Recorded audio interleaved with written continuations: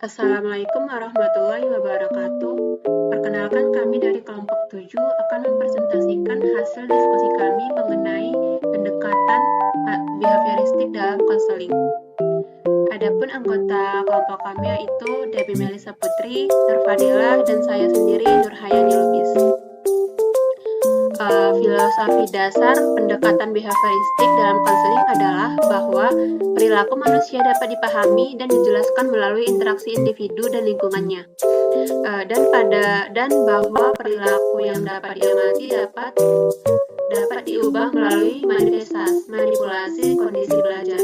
Pendekatan ini menyoroti pentingnya penguatan dalam membentuk dan mengubah perilaku serta menggambarkan proses konseling sebagai proses pembelajaran yang membantu klien dalam mengatasi masalahnya melalui perubahan perilaku. Adapun konsep inti dari behavioristik yang pertama, konsentrasi pada perilaku. Pendekatan ini berfokus pada perilaku yang teramati, seperti tindakan dan respons yang dapat diamati secara langsung. Poin yang kedua, waktu here and now. Pendekatan ini mendekatkan pada pengamatan dan intervensi dalam situasi saat ini, tanpa terlalu banyak memperhatikan masa lalu atau masa depan.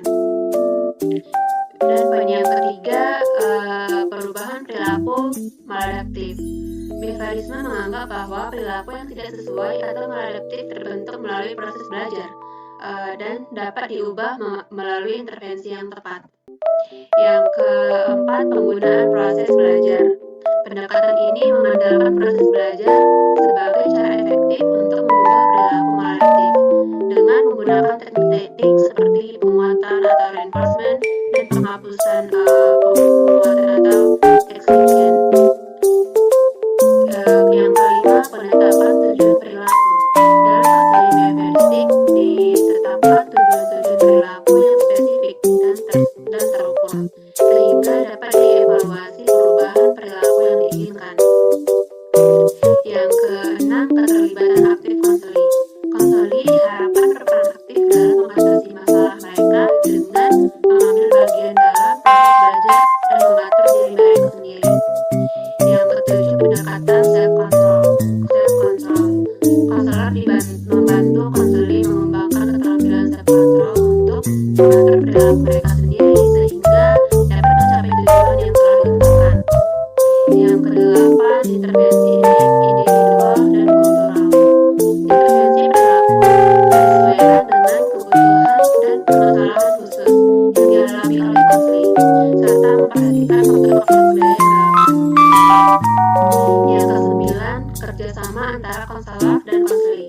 Pendekatan ini menekankan pentingnya kerjasama antara konselor dan konseli dalam mencapai tujuan perubahan perilaku.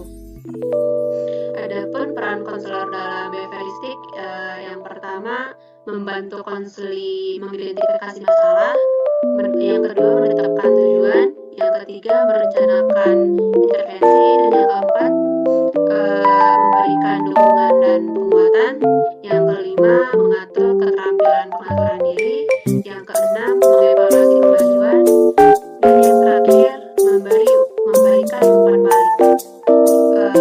Tujuan konseling dalam behavioristik yaitu membantu klien. Tujuan konseling dalam pendekatan behavioristik adalah untuk membantu klien mengubah perilaku yang tidak diinginkan atau maladaptif menjadi perilaku yang lebih positif dan sesuai dengan kebutuhan mereka. Selanjutnya, terapeutik relationship dalam behavioristik, yaitu pendekatan dalam behavioristik, hubungan terapeutik antara konselor dan klien berfokus pada peran dan direktif konselor dalam membantu klien mengubah perilakunya. Konselor akan aktif terlibat dalam intervensi, memberikan arahan langsung, dan membimbing klien menuju perubahan perilaku yang diinginkan. Hubungan terapeutik ini didasarkan pada kerjasama antara konselor dan klien untuk mencapai tujuan perubahan perilaku. Konselor memberikan dukungan, umpan balik positif, dan mengajarkan keterampilan baru kepada klien agar dapat mengatasi masalah mereka. Teknik aplikasi dalam behavioristik yang pertama ada teknik operant conditioning, yang kedua model assessment fungsional, yang ketiga relaxation training, yang keempat exposure terapis, yang kelima movement desensitization, dan reprocessing. Yang keenam acceleration training, yang keenam self management programs, dan yang terakhir ada multi modal terapi. Adapun keterbatasan atau kekurangan dalam behavioristik yaitu yang pertama, pusat perhatian pada perilaku eksternal. Pendekatan behavioristik ini lebih fokus pada perubahan perilaku yang terlihat secara langsung, sehingga tidak selalu memperhatikan atau mengatasi akar masalah yang lebih dalam yang mungkin tersembunyi di balik perilaku tersebut. Yang kedua, kurangnya pendekatan pada aspek pribadi. Pendekatan ini cenderung tidak memperhatikan aspek psikologis dan emosional yang lebih dalam dari individu, sehingga tidak selalu efektif dalam mengatasi masalah yang berkaitan dengan perasaan dan emosi. Yang ketiga, manipulatif dan kurangnya fokus pada hubungan interpersonal. Pendekatan ini dianggap kurang humanistik karena lebih fokus pada manipulasi perilaku dan kurang memperhatikan pentingnya hubungan antara pribadi yang baik antara konselor dan konseling. Yang keempat, keterbatasan dalam memahami perilaku manusia yang kompleks. Pendekatan behavioristik efektif dalam mengubah perilaku sederhana, tetapi terbatas dalam menjelaskan perilaku manusia yang kompleks dan bervariasi. Yang kelima, fokus pada penyembuhan simptom daripada penyebab. Pendekatan ini lebih cenderung fokus pada penghapusan gejala daripada penanganan penyebabnya. Yang keenam, kontrol dan manipulasi oleh terapis. Pendekatan ini kadang-kadang menciptakan kesan bahwa terapis memiliki kontrol total atas klien, yang bertentangan dengan prinsip kolaboratif dan mendukung dalam konseling. Adapun pembahasan kasus dalam behavioristik yaitu seorang siswa SMA bernama David mengalami masalah dalam mengontrol kemarahannya. Ia seringkali meledak-ledak dan kehilangan kendali atas emosinya, terutama saat dihadapkan pada situasi yang menantang di sekolah atau di rumah.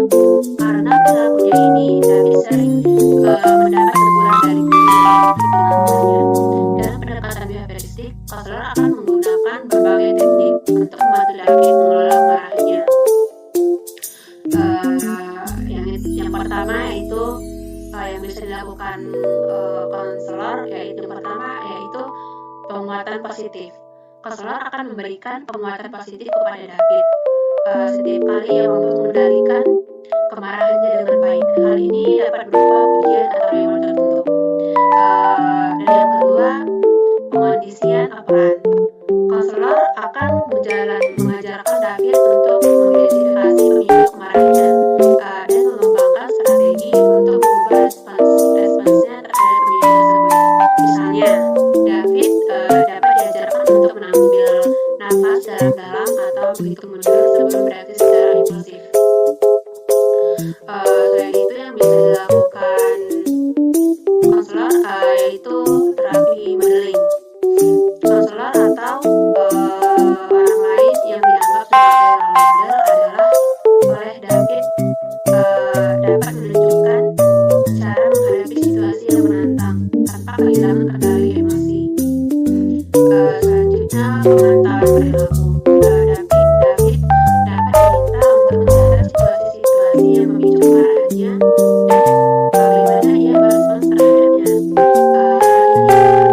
Dan konselor untuk mengidentifikasi pola-pola perilaku yang perlu diubah. Selanjutnya, yang terakhir ada relaksasi. Teknik relaksasi seperti meditasi atau pernapasan dalam juga dapat diajarkan kepada David untuk membantunya mengendalikan emosinya. Dengan bantuan konselor dan penerapan teknik-teknik behavioristik ini, diharapkan David dapat arahannya dengan lebih baik dan menghindari konflik yang tidak perlu. Baik, sekian materi dari kelompok kami.